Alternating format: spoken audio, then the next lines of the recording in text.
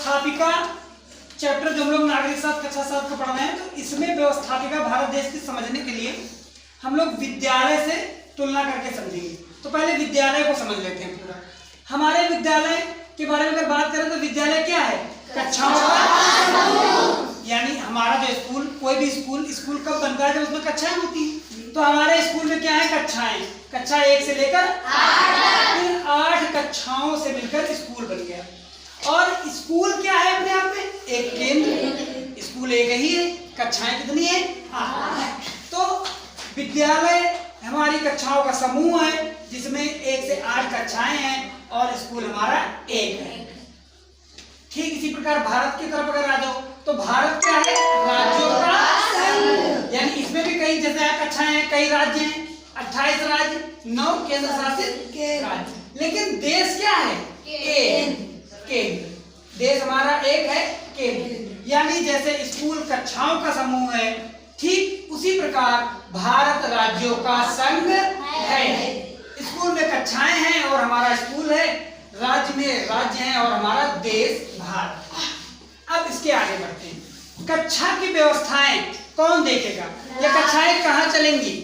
Class room में। यानी हर कक्षा के लिए अपना एक रूम है जहां पर कक्षाएं निर्धारित हैं। 1 वाले बैठेंगे, 2 वाले बैठेंगे, 7 वाले बैठेंगे, 8 वाले बैठेंगे, है? और प्रिंसिपल के लिए भी एक जगह निर्धारित है, प्रिंसिपल ऑफिस, वो वहां बैठेंगे। यानी इन दोनों व्यवस्थाओं के लिए 2 ऑफिस बने हुए हैं। इनके लिए कक्षाएं बनी हुई हैं और इनके लिए प्रिंसिपल ऑफिस बना हुआ है। वैसे ही राज्यों के लिए विधानमंडल बने हुए हैं और केंद्र के लिए कौन सी जगह बनी हुई? संसद। यानी जो पूरे भारत को देखेगा वहां जो व्यवस्था बैठेगी वो कहाँ रहेगी? संसद में। और जो राज्यों को देखेगा वहां पर क्या होगा? विधानमंडल।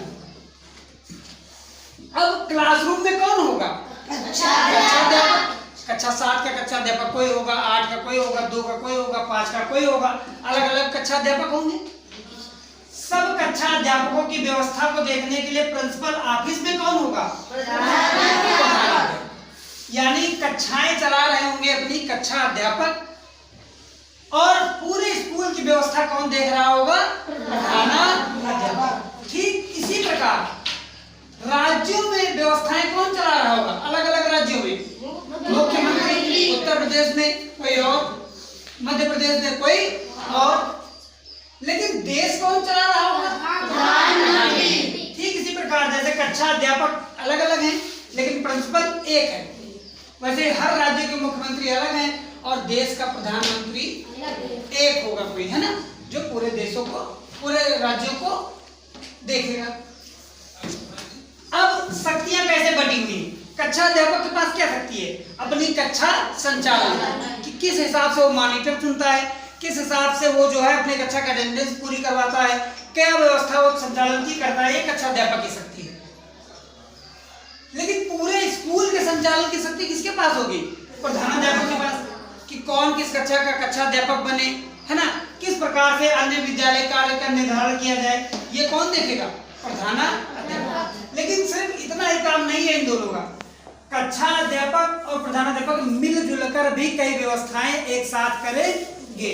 जैसे 26 जनवरी आ गई, कोई राष्ट्रीय त्योहार आ गए, या कोई बच्चों के लिए जो सामूहिक कार्य आ गए, उनमें सब शिक्षक और प्रिंसिपल मिलकर कार्य भी करेंगे। ठीक इसी प्रकार राज्यों की व्यवस्था जो देखेंगे मुख्यमंत्री, वो राज्य सूची से, यानी उनको कार्य करने की शक्ति कहाँ से मिलेगी? राज्य सूची। प्रधानमंत्री कार्य कहाँ से करेगा? केंद्र सूची। लेकिन ऐसा नहीं कि बस ये केंद्र सूची से कार्य करेंगे और ये राज्य सूची से। कुछ कार्य ऐसे भी होंगे जो दोनों मिलजुल कर